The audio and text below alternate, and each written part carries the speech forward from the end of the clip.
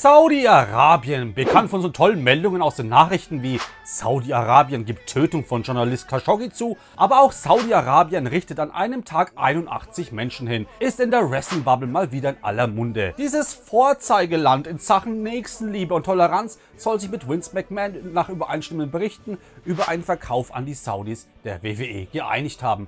Bislang fehlt aber ein offizielles Statement der WWE oder irgendeiner anderen Person, die sich in dieser Sache mit involviert ist und dies auch letztendlich auch bestätigt. Es wird sogar aus anderen sonst zuverlässigen Quellen behauptet, dass anders als von anderen Berichten der Deal noch gar nicht so fix sei wie ursprünglich angenommen. Das Ganze ist jetzt ziemlich chaotisch, deswegen, was ist eigentlich bisher alles so passiert?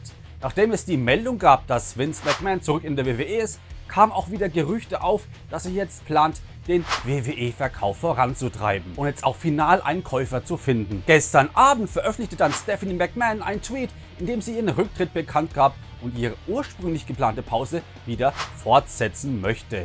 Im gleichen Schreiben gab sie dann auch bekannt, dass Vince McMahon ab sofort wieder WWE-Chairman ist. Wenige Stunden später vermeldeten einige Newsseiten, dass sich Vince McMahon mit der saudi-arabischen Regierung über einen WWE-Verkaufsdeal final geeinigt habe und es als so gut wie fix angesehen werden kann. Es sollten nur noch Formalien geklärt werden, bis die Firma WWE ihren Besitzer wechselt. Zudem soll das Unternehmen sich im gleichen Atemzug wieder von der Börse zurückziehen. WWE soll dann Teil des saudi-arabischen Staatsfonds werden, welcher einen als Blutprinz bekannten Scheich namens Mohammed bin Salam vorsteht. Dieser stand im August des letzten Jahres wieder enorm in der Kritik, nachdem eine Studentin zu einer 34-jährigen Haftstrafe verurteilt wurde, nachdem sie auf Twitter während eines Auslandssemesters regierungskritische Tweets likte und teilte. Das alles ist Teil der Sportswashing-Kampagne der saudi-arabischen Regierung. Damit versuchen sie, durch positive Meldungen aus dem Sportbereich ihr Image reinzuwaschen und dadurch deutlich zu verbessern. Auch der Cristiano Ronaldo-Wechsel zum saudi-arabischen Club Al-Nassr ist Teil davon. Meldungen über diese Sportsensation fluten dann natürlich die Medien und die üblichen Meldungen wie zum Beispiel groben Menschenrechtsverletzungen gehen dann völlig unter und werden von dem einen oder anderen dann vielleicht auch wieder vergessen. Das hoffen zumindest die Saudis.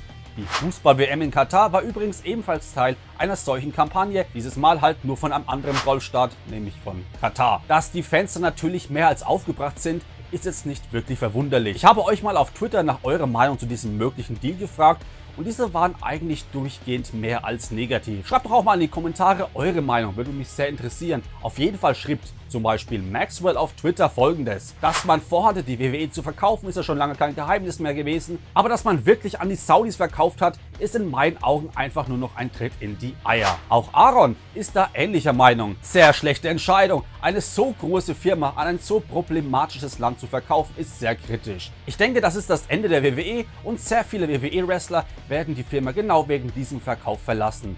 Vince ist nicht mehr richtig im Kopf. Schade. Cedric Dolly nimmt dagegen schon erste Zukunftsprognosen. Absolut unverständlich, was da passiert. Weiß nicht, ob das schon bestätigt ist. Damit würde das Roster und vor allem das Frauenroster absolut zu Bruch gehen. Wäre eine Selbstzerstörung der WWE, aber wundert mich ehrlich gesagt nicht.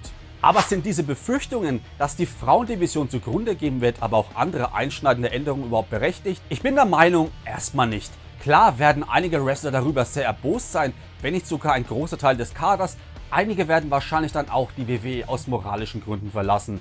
Man denke dann nur an Sami Zayn, der immer sehr kritisch gegenüber diesen WWE-Saudi-Deals war und von der Saudi-Regierung sowieso nicht so gerade als Freund angesehen wird. Zur Erklärung dazu: Sami Zayn ist Sohn syrischer Eltern, wurde aber in Kanada geboren. Die Beziehung zwischen den Saudis und Syrien ist sehr angespannt. Im Großen und Ganzen denke ich aber nicht, dass es wegen eines möglichen Eigentümerwechsels großartige Veränderungen bei der WWE geben wird. In der Beziehung ist Vince McMahon da deutlich gefährlicher. Auch dass die Frauen der WWE bald Geschichte sein könnten, halte ich für mehr als unwahrscheinlich. Ich gehe aktuell davon aus, wenn der Deal wirklich durchgehen sollte, wäre die größte Veränderung einfach nur der Name des Eigentümers. Mehr nicht. Die saudische Regierung ist jetzt schon Teil vieler westlicher Unternehmen. So gaben sie im Februar 2021 insgesamt 3,3 Milliarden $ für Anteile an Activision Blizzard, EA, aber auch Take-Two aus. Gerade letztgenannte Firma dürfte uns als Wrestling-Fan ein Begriff sein.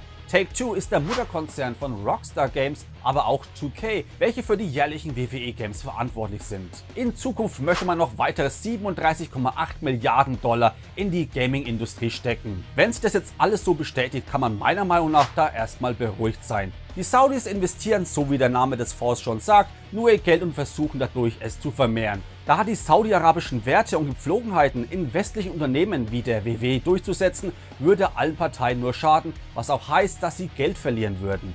Moralisch gesehen ist es natürlich der absolute Super-GAU für WWE-Fans. Ich halte euch in der Thematik auf jeden Fall auf dem Laufenden. Wer die genaue Vorgeschichte mit der Rückkehr von Vince McMahon noch nicht kennt, der kann einfach mal hier schauen und hier klicken. Da gehe ich auf alles Wichtige nochmal ganz genau ein.